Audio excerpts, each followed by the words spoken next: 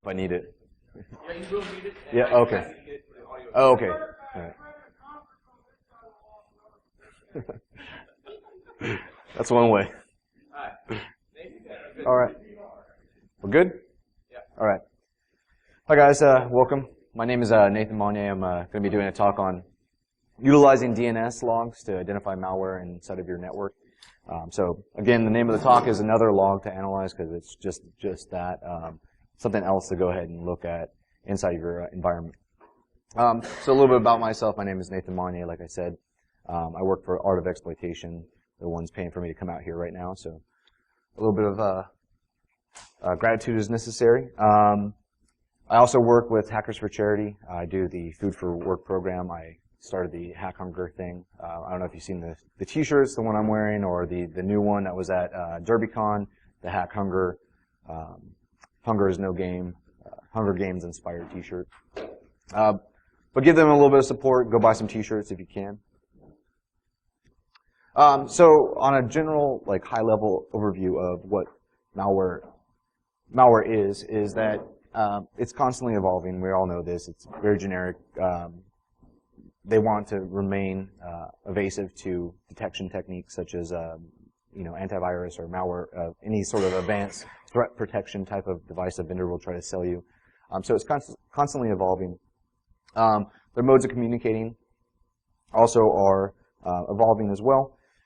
A lot of products out there will try and go ahead and stop them. I try to identify the malware so it makes your life a little bit easier. However, the signature-based detection, such as like antivirus, is only catching about 3% of the stuff that's out there. So it's only catching the known bad, right? So what we're going to talk about here is what we can do on our side from an analysis perspective on how to identify stuff those expensive things are failing you on.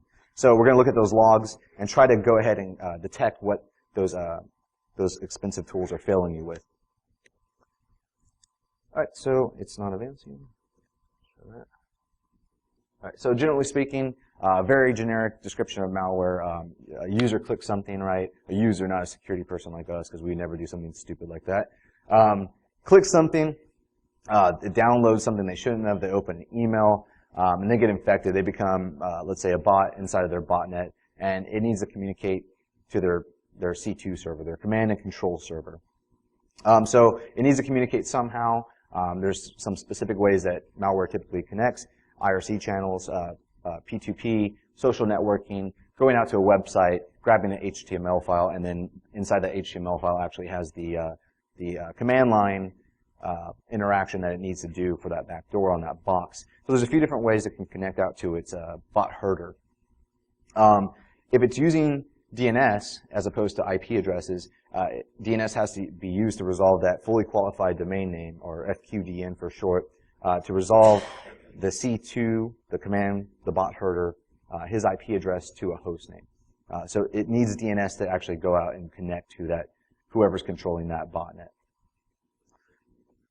So just a very generic example, kind of modified this from Mandiant's APT1 report a little bit.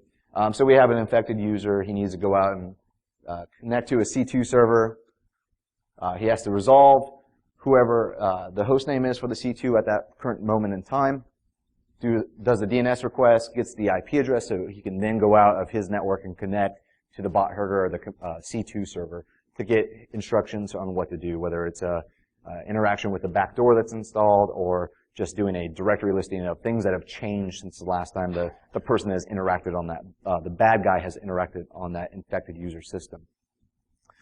So it needs a way to go out there and communicate. So I'm assuming everyone is pretty familiar with how DNS works, right? All right, so let's go ahead. So DNS logs, the purpose of this talk, are commonly overlooked as a security asset for analysts defending their network, mainly because it's not really implied that it is a security feature, right? It's just DNS. That's it, all its job is to resolve host names to IP addresses and go out there. So we're going to go talk about how to use those logs, or more effectively, I guess, packet captures too, to go ahead and try to identify potentially infected machines on our network. So we're going to do this through establishing DNS query baselines, query and response baselines. We need to know what's normal. I'm going to emphasize that a lot, baselining your network. It's one key thing that you have to do.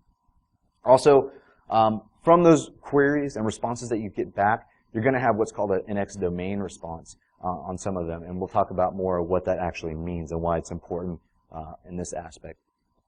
Also, analysis of successfully resolved DNS responses. We're going to talk about DGA in a little bit and querying out and getting some NXDOMAIN responses. Sometimes the infected machine is going to be successful in querying out to a C2 server. So we need to look through what's also successful as well to identify what is anomalous in that in those successfully resolved queries. And then we're going to talk about how to identify what is anomalous in those domain names. All right, so we're going to talk about what's the basic stuff that we need to look for to help defenders defend their network. All right, so we've already kind of covered this. DNS interprets IP addresses to host names, or host names to IP addresses, as you will. It's extremely helpful for your grandma, right? It's much easier for her to remember facebook.com as opposed to 74.79. whatever. Extremely helpful for users. It's much easier to, for us to remember something.com. It's also extremely helpful for attackers, mainly because if they're using a basic set of malware where it just has a hard-coded IP address, well, if you figure out what IP address they're connecting to, right, what are you going to do to that IP address? Block it, right? And then they're screwed. Well, that's the kind of thing, right? It's been evolving. They don't just do that anymore. So they're going to use fully qualified domain names to resolve to IP addresses or their attack infrastructure, because then they can utilize DNS to start rotating through different servers on different sides of the world. So it's going to make a job of a defender much harder. Oops. We'll go back. All right, so yeah, some of the things that attackers can utilize are these different types of DNS, fast flux, round robin, dynamic, to make it a little bit harder for you as a defender to identify where to start blocking. All right, so malware and DNS, looking at the IDS packet captures is going to give us our IP addresses to go ahead and start to identify as malicious or potentially anomalous. Most DNS servers on their own, they do have some logging capabilities. However, it's not generally recommended to go ahead and utilize those because it could, severely impact the DNS server, but even if it's just a little bit of impact to the DNS server, you don't really want that because its job is to resolve those host names. So realistically, in my opinion, you're going to want to go ahead and utilize a packet capture to capture these packets so you're not impacting the DNS server at all. So if you want, you can go ahead and start to utilize some of the logging capabilities with the DNS server. Here we have a sample output from bind DNS. The top one up there is just a very basic from varlog syslog. And what we're seeing here is the queries out of our network to wherever.com. In this case, we have example.com, Facebook, and Skype. We see the queries, but we don't see the responses. So we have some good stuff to go off of with that specific log. However, we don't have everything we need in this, well, specifically for what I'm talking about right here. So we only have half of the conversation, technically, and that's never really good, especially if you're starting to do analysis and trying to identify exactly what's going on and what happened on your network. You want to have the full, all the pieces of the puzzle to put it together. At the bottom here, this example is just a modified bind configuration to output debugging. And still, again, like I said earlier, realistically, you want to use a packet capture to do this because you don't want to modify, you don't want to impact that DNS server at all because it's keeping the services alive on your network, right? So it's keeping everything you need going based on host names. All right, so speaking of packet captures, some general recommendations. Grab all the packets, or capture all the packets. The meme. I was going to put that in there. I didn't have time, but so grab everything. But that's going to have some impact, right? If we're grabbing all the packets, we're going to need a place to store them. And specifically, depending on how long you're storing them for, you might need a lot of storage. Are you just doing it for a week, a month, a year? That would be a lot of packets going through your network, depending on the size of your environment. So some general recommendations is to capture everything. That way, when you're analyzing those packets, you have everything that you need. Unless you specifically know you're setting up just this packet capture for DNS queries, you don't want any SMB because the Windows machines are too talkative. You can go ahead and start setting those, but I'd recommend if you have the storage capability, go ahead and set it to capture everything. And then when you open up in Wireshark, go ahead and use a view filter to start to delineate what you're actually looking for. As a side note, on just doing, having done incident response before, it's always frustrating when you see an alert from the IDS system. You see that it flagged an attack to a machine, but then you don't have the packets of what actually was the payload. Or logging turned on at all, right? So you don't have any. I see something happen. I don't know what it was. Okay, was it a false positive? Was it not? If you're starting to eliminate certain things, like was it a Windows attack aimed at a Solaris box? Well, okay, that probably didn't work.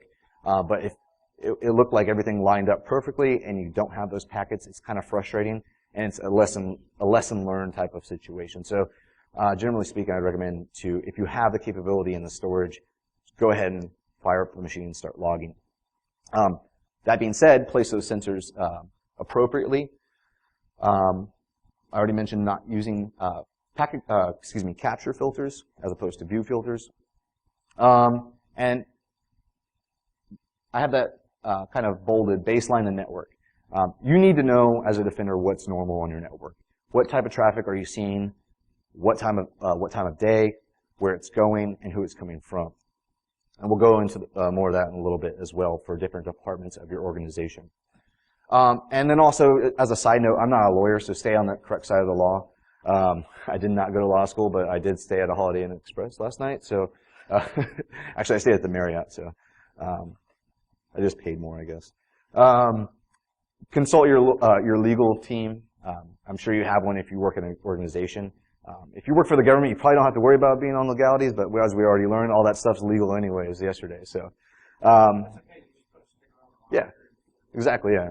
Consent to monitoring. What's that? Nice. Consult your Facebook profile. All right, so that being said, take whatever I say as a grain of salt. I'm not specifically giving you legal advice here. And advance. Enhance. All right, so going back to DNS, what we're looking for here, we know that the malware uses specifically FQDNs to go ahead and communicate to their command and control servers. What can we do about that now?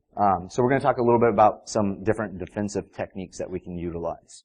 So the first one I have is called Kill It With Fire. And if it would advance. We have Stoner Stanley here, and he's recommending basically to just kill all HTTP requests out to the internet from the user set, right? So while that may work, you're going to start a riot probably with your user set if they can't get to Facebook or look at cat pictures on the internet, right? So yeah, they're not. Your workers are not working anyway, so just kill all their access. So. But yeah, I love this picture of the grumpy cat. It cracks me up. Cat pictures. That's pretty much what the internet was invented for, right? HTTP. Responsible for 99% of all traffic is cat pictures. And yeah, and I don't know what's porn? I'm sorry. Yeah, I've never heard of that. Hey. What's that? Nice, yeah. So we have the kill it with fire method. It will solve your problems, I guess, in this situation, but it's not generally recommended. Like I said, it's going to start a riot with your users. They're going to show up at your door with pitchforks and try to kill you. All right, so another thing is, why don't we just blacklist the malicious FQDNs, right? So Stoner Stanley kind of has a point here. We could do that, but that's only the known bad, right? So we know what's bad, but we don't know, to quote Donald Rumsfeld, there's unknown unknowns, right? So we're trying to look to identify that specific thing. So we know the known bads, and we can do that, and that's part of our defensive techniques here. But it's not the the end-all be-all, mainly because of what's known as DGA. Has anyone heard of DGA before? Malware DGA? So what DGA is a domain generation algorithm, and it's just that. It's an algorithm that's going to be within the malware, and it's going to go ahead and make a list of potential domain name candidates that infected machine is going to go ahead and query out to try to contact his C2 server. So let's say, for the sake of ease of use, or we're going to say it's going to generate 10 specific domain name candidate choices, right? So something weird, whatever .com, whatever 2.com, whatever 3.com. It's going to go out and try to query the DNS server, and one of those 10 whatever .coms are going to come back.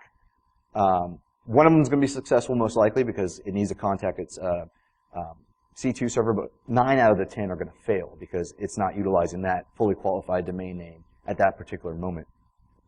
So that's going to generate something that's important to us later on, known as the NXDOMAIN response. And we'll talk about that in a little bit. Like I said, the malware is going to attempt to connect out.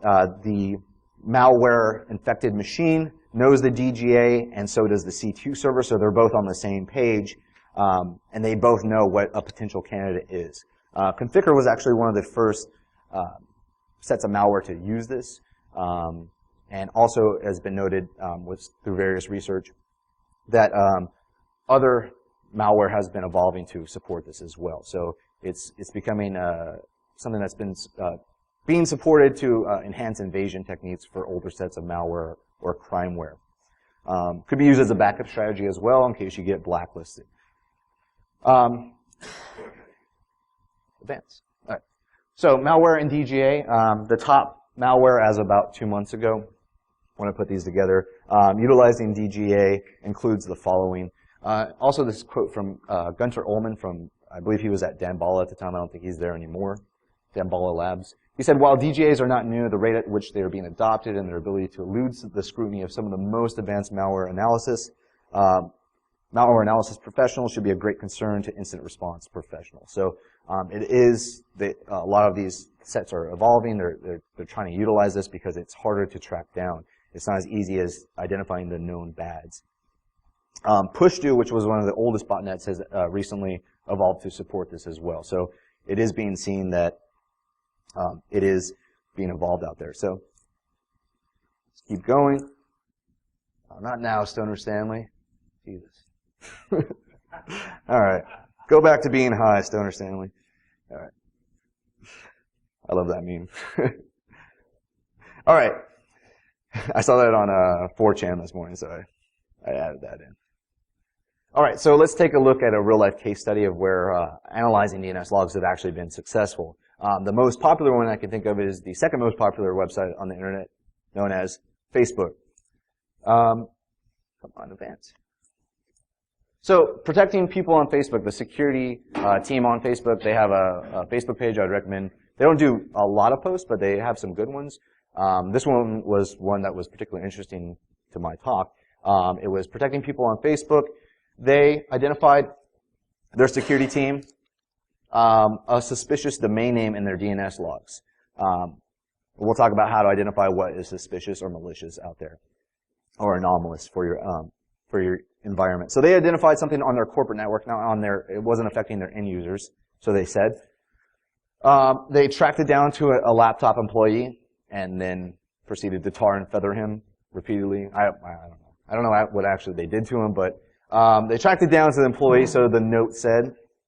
And then they identified it as a Java 0-day. Well, of course it was Java, right? Has anyone ever worked in incident response before? The general recommendation is always start with Java if you get infected somewhere, so always look for the Java exploit. What's that?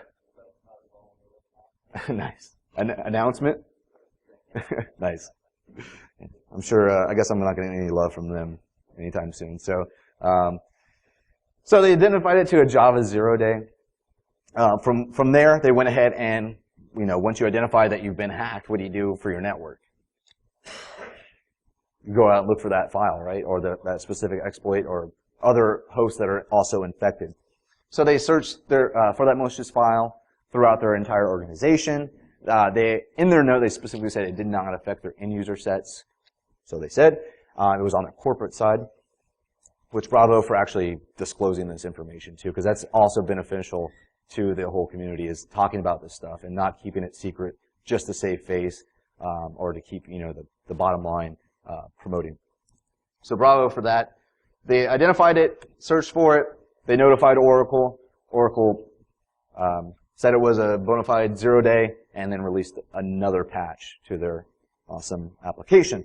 So what's the lesson learned from this? So specifically that you can identify malware in your network through looking through certain things like DNS logs that, it's not, like I said, notionally a security asset, right? It's not a tool or something specifically that was built for identifying or protecting your network. It was built for resolving those host names. So we can take away that there are other things that are at our disposal sitting right here on our laptops, logs that we can go ahead and start to search through that we can utilize to help protect ourselves.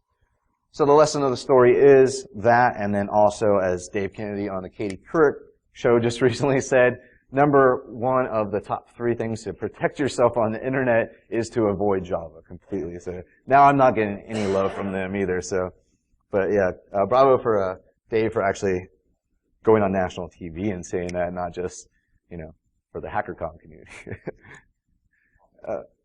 And let's go ahead and pick on Java one more time. So, so removing all of your protection and redirecting to malicious website.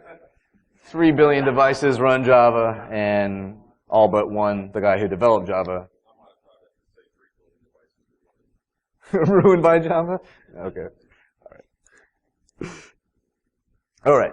So, got some chuckles in. I'm going to get sued. All right. Nobody watches this. All right. Identifying malicious traffic objectives. So some of the things we're going to start to talk about now is, okay, so we know what we can utilize DNS for. Now we're going to talk about specifically how to do it. So we're going to need to do some baselining. Like I said before, baselining, know what's normal on your network. So DNS traffic baselines, where your user's going out to, querying for malicious domain names, analysis of the DNS traffic, so the NXDOMAIN responses that we talked about before, and then specifically anything that's successfully resolved as well. We need to see, because like I said, one out of those 10 that fail is actually going to be successful. So we need to identify what is anomalous and what's normal. If we identify a host, we need to go ahead and analyze additional traffic from that suspect host and try to see what else it's doing, and try to start to see pattern analysis on that. And then specifically, we'll talk about how to identify what is anomalous for a domain name.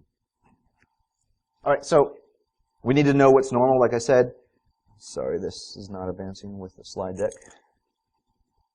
1 second. All right, so what's normal for your baseline?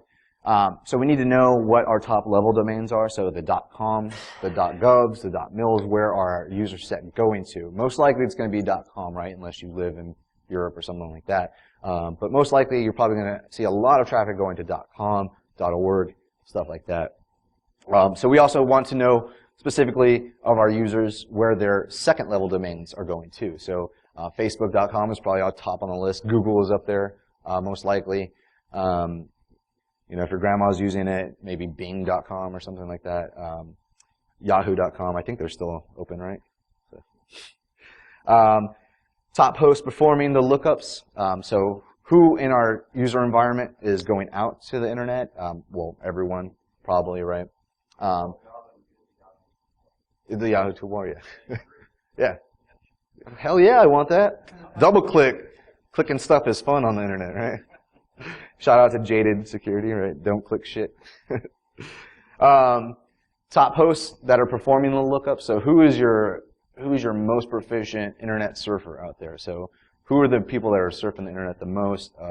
What machines are going out there? Are my servers going out to the internet? Is my domain controller going out to the internet? That's freaking weird, right? So I need to identify those things because those are all things that should not be happening, right? So we need to have a baseline of normal activity. DNS queries, if you can, per host, network, domain, and if you're a mega company, per site. if you have a lot of locations. So what is also normal for your different departments in your organization? Now this is going to be kind of hard because there's a lot of different departments. Where is HR going to on a daily basis? You know, the recruiting people, they're probably going to dice.com, monster.com, security job, or clearance jobs, whatever.gov.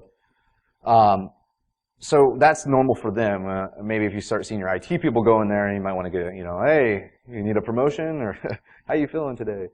But we need to go ahead and see what's normal for our user set, so we can establish a baseline there as well. So we start seeing that the HR people are starting to go to security sites. So what are they doing? Are they doing research or this and that? So having a normal C or baseline for them as well is also an important tool for you too. And then also averages of queries for the time of day. So the peak usage time, probably right after lunch, right when they get to work, people are checking their email, clicking stuff, logging into Facebook, saying, hey, I hate Monday, it really sucks, you know, I don't want to be here today, this and that. So establishing a peak baseline for the times of day as well. So if you start seeing a lot of bandwidth at 2 in the morning, I mean, that should just set off a red flag for you as well too, right? All right, so we need to have what's normal. All right, so also with those NXDOMAIN responses, everyone remember what I was talking about with the NXDOMAIN response? They're usually a result of like a fat finger.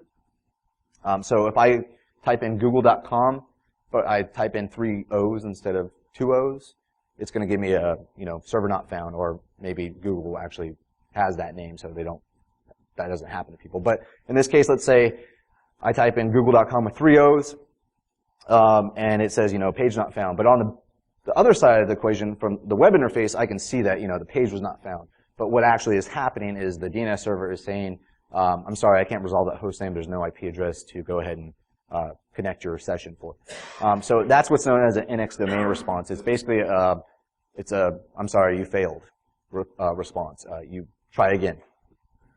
So it's a fail response, saying that I cannot go ahead and translate that for you. Like I said, they commonly happen with fat finger errors. So baseline that too. Who has the chubbiest hands in your environment? You? All right. It also happens with that DGA that we mentioned. So DGA, it has an algorithm where it's going to go ahead and send out, let's say, 10 potential candidate FQDNs, or fully qualified domain names, and 9 out of the 10 are going to fail, and then one of them is actually the one that's hosting the C2 malicious server. So we're going to get some NXDOMAIN responses there, just as the nature of the game. So we need to know also with that what is normal for the hour, day, week, month. So we have these baselines to compare and contrast to when we're doing an analysis to identify if there's something messed up on our network. All right, so come on. All right, so a little quote up there from Damballa Labs, another shout out to them. They did a lot of when I was looking at this stuff, they had a lot of good information that I borrowed from them. But to quote them specifically, they said 90% of MRFET victims out there generate 10 NXDOMAIN responses per day, while 92% of all devices within the network that they notice create less than 10 NXDOMAIN responses per day. So right there is a pretty good indication of how we can use those NXDOMAIN responses to identify potentially infected victims, right? And we start seeing a spike in traffic. Either that guy's got really fat hands or something's going on in his system. So if your average NXDOMAIN response for your entire hour is 25 per hour, that's pretty high as compared to that quote. And then you start to see a spike of 50 from one specific domain, one specific host, then that machine is probably infected, right? Because the amount of NXDOMAIN responses on that machine is too damn high. So, sorry, I like to use a lot of memes on this one. So it's too damn high. There's too many NXDOMAIN responses coming from that potential machine. You need to start doing some more investigation at this point. Everyone with me so far? All right. All right, so some of the things we can do, query for malicious domains. There are certain things at our disposal, including specific websites that I have listed down at the bottom. Once we have some, we can go ahead and start to blacklist them, but again, that's the known bad again. We're trying to identify what's unknown. the unknown bad. But some other places to start if you want to start doing like a sinkhole. Malwaredomains.com, malwaredomainlist.com, Malware Patrol, Zeus Tracker, those are all at your disposal and open to the community. So just some, it's really small on this presentation, isn't it? That's malwaredomains.com. They have some black hole files for you. If you want to go ahead and download those and create your own black hole. That's not really the purpose of this talk, but it's something at your disposal and it's open to the community.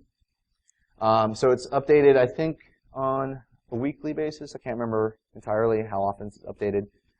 But it relies on people reporting these known bad. So if you identify something that was unknown previously, go ahead and do that interaction and report up to these places that are trying to help defenders, because defense is freaking hard, right? It's less sexy than offense, and it's not as fun. It's much more fun to cause the mayhem than it is to respond to the mayhem. I did IR work, and it's much better to be a red teamer. So help out the defenders as much as possible, if, unless you're a bad guy. Malware domain list as well. That's another good one. I know it's really hard to see, but it's listed here. It has IP address, the reverse lookup, the domain name as well. It also tells you a little bit about the country code it's originating from. And then also what's kind of cool too is that if you see this traffic and you identify the IP address, it also says what known exploit it's been associated with. So that also gives you, if you find a known bad, a starting point. Okay, why is this machine connecting out to this IP address? It's associated with this specific exploit. I need to look for that, maybe do some more research. What is it that that exploit does? And then I can go ahead and hone in on that specific machine and try to clear it out and then find it on the rest of my network. So that's another useful thing there as well. You can also do a domain name search at the top. I know it's kind of hard to see, but there is a search functionality right up there. So if you see something in your DNS logs, you can go ahead and jump on one of these sites and see if it's a known bad at this point. And there's also Malware Patrol. So that's another thing that's at your disposal. All right, so we know that we need to look for the NXDOMAIN responses, right? Focus on those. That will give you a good indication of a machine being infected. It's going to reduce the amount of data to actually sort through, because we were talking about earlier was creating a huge packet capture file, right? So it's going to reduce the amount of packets to actually start to sort through. Are those NXDOMAIN responses that you're seeing in your packet captures, are they within your normal baseline? This is where the baseline comes into effect again. Is it normal? Okay, it looks like, oh, there was 11 today. It's usually around 10. Okay, well, let's look at that. Let's look at those 11. Is it within my threshold of suspicious activity? Was it, of those NXDOMAIN responses, does it look like it was a fat finger? So was it Google with 3 O's instead of 2? Or is it something kind of funky looking, like a whole bunch of consonants and numbers, .ru? What was that? Was that? Oh yeah, funny code, right? Yeah. I was actually thinking about that when you were talking about that the other day. So just didn't have enough time to actually start to look to put this in there. Of those NXDOMAIN responses, do they include suspicious domain names? And how do you know what a suspicious domain name is? Well, you can probably start with some of the major players. If I see my company connecting out to .cn or .ru, I'm going to be a little bit. It's going to be immediate red flags for me, at least, unless you have specific business functionality in those countries. Of the successfully resolved domains, are there any known malicious ones? And we talked about how to identify those. The known bad. Any suspicious or anomalous names. And we'll talk about how to identify that too. All right, so identifying anomalous domain names. One of the key things for that is domain name length. In this case, who mentioned it yesterday that size does matter? Was it your talk? Yeah. All right. Size does matter in this case for domain name length. Why that is because typically the more popular a top-level domain gets, the less names there are to actually use for .com, right? Or .gov, or, well, can't really register .gov, .org or something like that, right? So with TLDs, the more popular it becomes, the less resource there is to actually get a google.com or something within, the 5 to 8 letter range.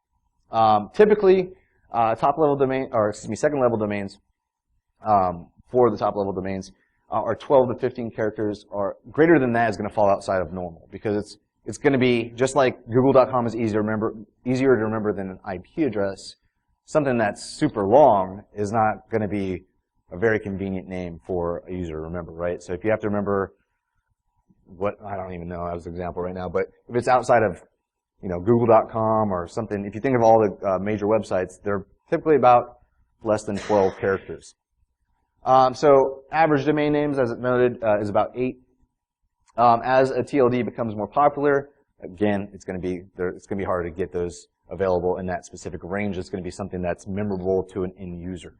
So that's going to be something that's good for us, because we can start to establish baselines there too of what's normal. So like I said, TLD popularity is like Viagra for domain name links. It just keeps growing and growing until you have to get another top-level domain name. As a side note, a typical Zeus query was greater than or equal to 33 characters. I mean, so right there, that's just instantly out of our normal range right there. So we can start to flag that just on a cursory look through our domain logs too, right? I mean, if you see a query and it's this big as opposed to Facebook, Skype, it's just on a cursory look, that's going to fall out of your typical normal range. All right. So what else makes a domain name anomalous or suspicious to a defender? Specifically, character contents, and that's alphanumeric characters. Example being, 2kjpdsf45.com. Something that's just consonants and numbers strewn together, right? It's available because nobody wants it. It's not easy to remember, so it's not going to be a legitimate site, most likely. So that should also pique your interest too. So sometimes, as noted with the domain name link, these may not fall out of that scope. So don't just go off of one or the other. Combine these. Utilize what looks normal, how many characters are in there. Is it just a whole bunch of consonants, vowels, and numbers strewn together? And also we have what's known as doppelganger domains. So basically, everyone familiar with what the doppelganger is? Something that's trying to take on another identity. So doppelganger domains, missing the dot between a subdomain and a top level. That's also something that people have seen. Garrett Gee, he did some research. I used to work with him at the National Incident Response Team for the Federal Reserve. He did a talk about 2 years ago about doppelganger domains. Specifically, they set up some email servers trying to get people fat-fingering these things. So that was a little bit different topic, but it does happen where people accidentally do this, or they might not notice this as well, too, if they're connecting out to cn.yahoo.com. That's actually, if I remember correctly, yeah, these were actually, I took this out of Mandiant's APT1. This is stuff they actually seen that APT1 was doing. Normal users may not notice this. As an example, AOLonline.com, substituting that 1 for that L in that case. Taking out the dot in between the top-level domain and subdomain and top-level domain. Or then, just missing double vowels or consonants. In this case, facebook.com. Something that maybe as a security expert, you would identify or hover over that link and look at the bottom of the screen to make sure you're going to where you're about to click, but normal user sets typically don't do. I typically go with, would my wife or my grandma or my father, would they click this type of stuff?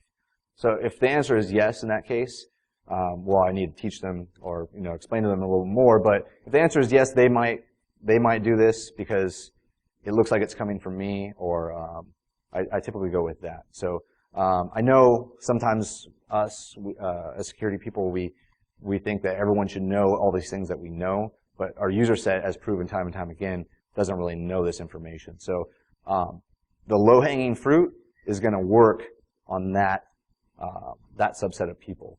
It may not work with us, and we may scoff our eyes or roll our eyes at it, but it's going to work because it does. It's proven time and time again. just look at all the user-driven attacks that have been sent out. All right. So some tools. We don't typically like to recommend specific vendor tools. We like to focus on methodology more, and then utilizing what's available to you at your disposal. So if you have the funds to, let's say in some of our courses, we don't recommend to show you how to use Metasploit, not that we don't recommend it, or show you how to use Core Impact. We show you the methodology behind those tool sets. And in this case, too, we're going to talk about some of those that are equally available to you as well, and we like to focus on the open source ones. So the ones we're going to focus on, we've already talked about utilizing packet captures, and that's not really what this talk is about, how to do packet captures or view them or sort through them. But at your disposal, TCP dump or Wireshark for GUI analysis. But specifically for this information for DNS, there's two specific tools that are pretty cool, dnstop and passive DNS. The first one is dnstop. It's a libpcap application from TCP dump. Basically, it's going to display the various tables, like it says, of DNS traffic on your specific network. And some of the things that we're concerned about here for dnstop is that it has the ability to display the source IP address and response codes, which is important because we didn't see that before in the logs from the DNS, which we also didn't recommend doing because it might impact the DNS server. So we're going to get those response codes that we're looking for or particularly interested in this particular analysis. And then also the top level domains that's connecting out to. And also it does second level domains, and it has this, this awesome little, it sorts it out for you. It's pretty cool. I know this is a little bit small to see for you guys back there, but it can read packets on the fly, or it can read in a packet capture. So we can see some different metrics here. We can see the query sources, where it's coming from. The first level query name, so who's my top connection out for top level domain. So .com, it looks like I have a count of 247 at 56%, then .org, .net, and so on down the line. Then specifically those second level domains. So what's my most popular website for my users in my environment? Where are they connecting out to? Also query source and second level domains as well, so we can start to correlate who's doing what and who's at the top of the list for that and where they're connecting out to. And then also those query types too, but that's more of what's going on for mail exchanges, zone transfers, stuff like that. But still useful for you. It's open. It's on dns.measurement.factory.com and at your disposal.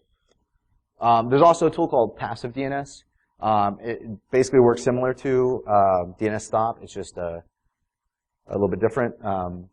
As the name implied for dnstop, it's a top type of monitoring solution. This one's a little bit differently. It's going to be also used to collect DNS information. Also, it can sniff from an interface or read in, just like we talked about with dnstop. Let me get back on. Yeah, sorry. It also can duplicate the DNS answers in the memory, limiting the amount of data with the log file without losing the DNS answer. So it has a little bit more functionality than what we saw with dnstop. But they can be used together to provide you a better picture.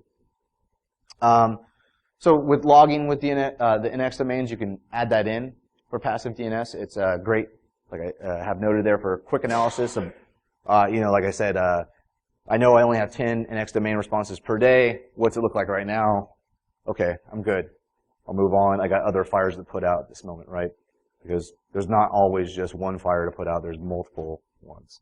They usually happen on Friday afternoon around 4:30, right? So, it also can support DNS over TCP as well, and IPv6. dnstop only does UDP currently. That may not be important to you, but if you're interested in like your zone transfer information, that all occurs over like TCP. So that logging is important too for seeing who's messing with your DNS servers. Okay, so back on topic. Logging to standard out NX domains and other DNS records. It can do all that as well, so it's pretty good. And there's also a cool web interface, right? Because sometimes we get tired of looking at that frickin' command line environment. If we're doing defense, we might as well utilize all the pretty stuff, right? So it has a web interface. We don't have to live in a command line environment as if we're on a red team. So it has a what's called funneled and PDNS.UI web interfaces that you can actively utilize this and start to identify what's going on in your system. So it can do different things. So here we have, I have the example demo site up here for funneled or passive DNS. You can search for by different type of record types, A records, B, CNAME, on down the line, MX requests, stuff like that. You can also do special reports, and this is where we're looking at what we're talking about specifically with the NXDOMAIN responses. So NXDOMAINs, where are they, and where's it going out to? So show me everything that's NXDOMAIN in my environment, and I'll show you all the hosts that it's logged or it's collecting packets on. You can also do an advanced search as well. So if you have a known bad and you want to see if it's in your environment, like let's say you read an article or you saw something that's recently come out and it's going to here, and you want to see if your users are going there, you can go ahead and plug that in as well. You can plug it in to go ahead and show you another, also do an AND for the specific response and see if it was successful, if it was unsuccessful, are there machines out there trying to get out there, and what they're doing. So it may be useful from another perspective too, for seeing where your user is going that you specifically told them not to go, and they're still trying to get out there.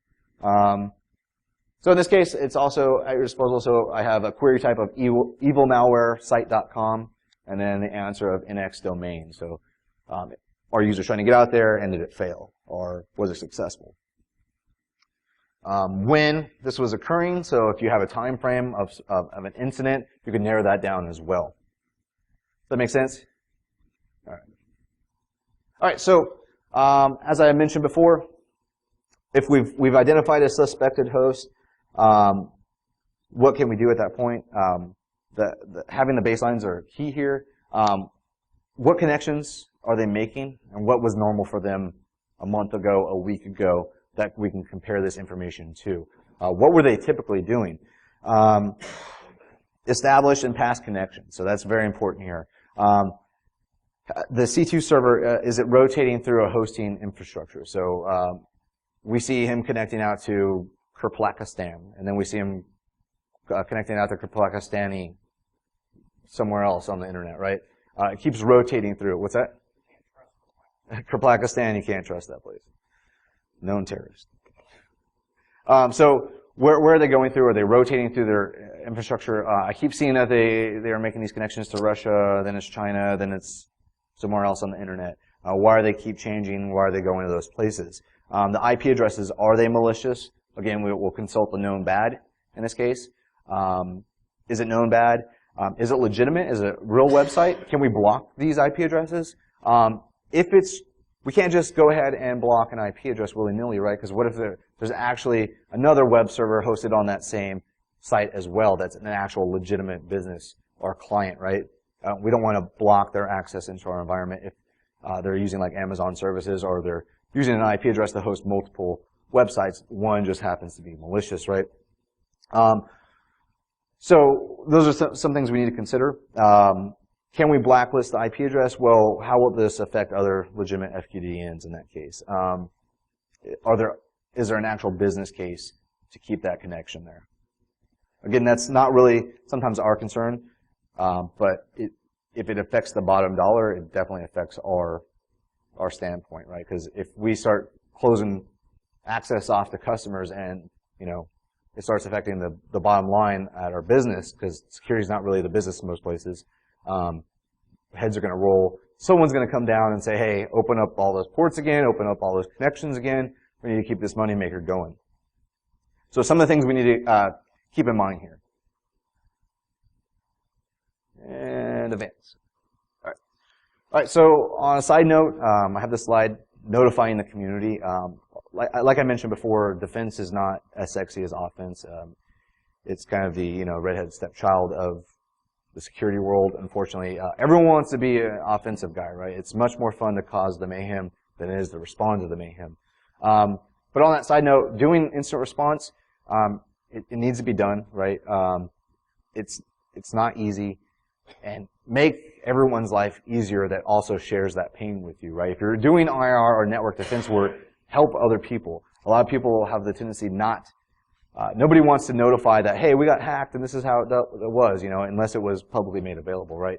But no one's going to volunteer the information that, hey, we really screwed up here, guys, and we got hacked, and this is how it happened, and this is how you can learn from it, because it's going to affect your reputation as a business, and if you're on the security team, it's going to affect your reputation because you didn't catch it. But it happens. So share the knowledge. If you have to do it anonymously, upload this information up to somewhere and say, hey, we're seeing this. Just notify the community and help out a little bit. So share that knowledge. What else was I going to say? So update that information back to the domain name blacklist. If it's just that, you can do it anonymously if you need be. And notify the domain registrar that something bad, they need to go ahead and kink that guy. Also, another fire to put out in this case may be attribution, which is a very hard game. Unless you have a significant amount of time and resources at your disposal, good luck, because anybody that's skilled is going to be able to hide their tracks pretty well. The most famous, obviously, attribution case would be the APT1 report from Mandiant recently. That took a lot of resources, a lot of time dedicated to specifically just doing that. And they also had some, assuming that they had some connections that made other things a little bit easier for them to get that information too. So some things to consider with attributing an attack is it important? Do I have 18 other fires in my network currently that I need to put out? And am I going to be able, if I even identify that who it was, can I prosecute beyond it? Is this going to go to trial? It may be just another fire that you okay, I got attacked, move on. There's 18 other fires I need to put out. So some things that may hinder if you decide to do this, your attribution is dead-end investigations, as I mentioned before, not logging, not doing packet captures after you get an IDS alert, saying, hey, this attack went out, but you don't have any packets to see what it was. So it may be a false positive, it may be a real attack. Good luck. So those things are all lessons learned type of environment that you adapt and say, hey, we should have been doing this. Let's start doing this now from now on. This is now a part of our incident response capability. Attackers using multiple jump points. I have a talk on redirection. It's kind of one of my favorite topics. Basically, how to hide yourself anonymously on the internet utilizing multiple jump points. So if you got an attacker coming from, what it looks like, the attack is coming from China, right? But that's actually the last hop on his redirection chain, right? His jump point chain to get to you. So now I've attributed back to China. Okay, well now I got to investigate, and then hopefully they have logs and they let me see those logs and they give them to me, and then I found out, hey, it actually was another guy, but he's coming from India. And now I got to translate that back on. So if somebody's good enough, they're going to stay anonymous out there on the internet. I know there's probably some, you can't really stay 100% anonymous. There's some OPSEC failures at some point in a lot of people's lives, as just happened with Silk Road, right? Back a little bit of OPSEC failures, but it's a lesson learned type of deal for everything. With jump points, if I wanted to be really malicious, I would use countries that don't get along well together. Exactly, I was about to say that. India and Pakistan, Israel and everywhere surrounding it, Iran and somewhere else. Hell, that might start World War III, but at least you're not going to get caught, right? So hopefully you got a fallout bunker. So attackers using good tradecraft, again, like good OPSEC, making sure they're using multiple jump points from destination, from their attack target systems to their in-target boxes. All that to say, I'm going on a little diatribe here, the attribution is freaking hard, right? So it may not be of concern at that particular moment for your investigation. And then other good hackers are hard to pinpoint down. Nation-state sponsor groups, such as APT1, or government. I have to drink now. Cyber attack forces, right? All right. Oh, and that wraps up everything. Do I have any questions? Bueller? Mr. Bill Gardner.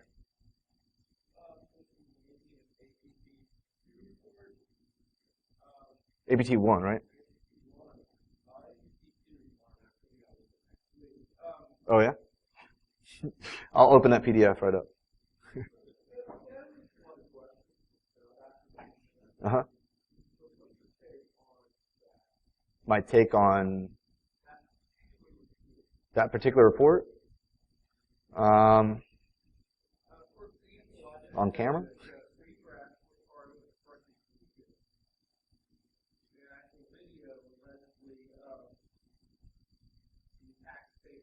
Really? They do IR work, right? So they had access to customers that may have been attacked in that situation, right? So they may have actual physical control over those boxes, right?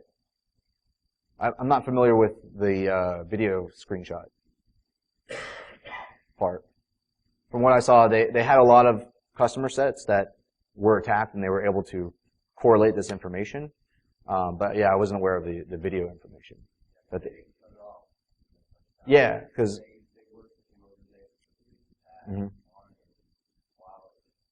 yep.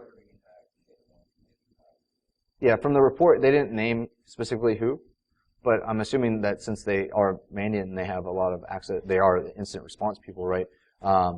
That's one of their major things is that they had a lot of customer sets to compare all these attacks to. Since they had a trusted reputation, they probably were hired by a lot of these places that were getting pinpointed in those 5-year plans of China's APT, or China's 5-year plan where they wanted to aggressively go after specific markets.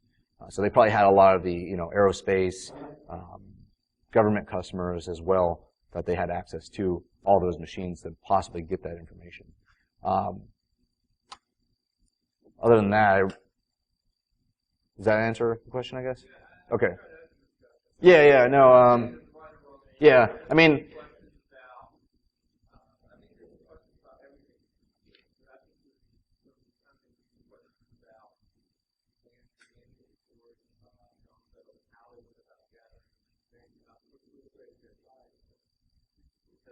yeah.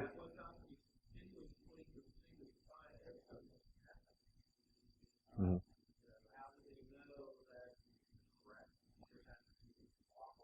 Yeah,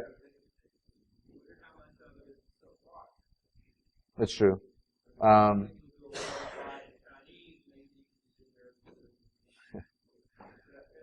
Yeah. Well, I'm assuming some of it probably is a sell product maybe, but a lot of it, I mean, I don't think anyone's going to deny that we're not getting attacked from certain entities outside because. Yeah.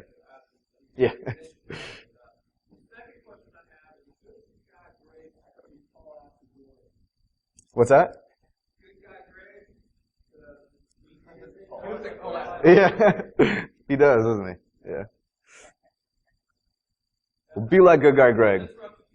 Oh no, you're fine. Yeah, I like those questions. I found this question this picture on the internet this morning as well. And sloths are awesome, right? This guy is freaking magnificent. So. This is where I can be found. Again, my name is Nathan Monnier. Contact me here at these different email addresses or on Twitter at HackHunger or Facebook /HackHunger as well. Or look me up on my name as well and add me as a friend. Love discussion, so love HackCon, love cons. So let me know how I did. And speaking of Casey, if I can ask some pointed questions, if someone would come up to me and tell me how I can improve on this talk, I would greatly appreciate it. So always looking to improve, always looking to see maybe I missed something that was blatantly apparent and I just didn't cover it, but you happen to think of it. So other than that, thank you.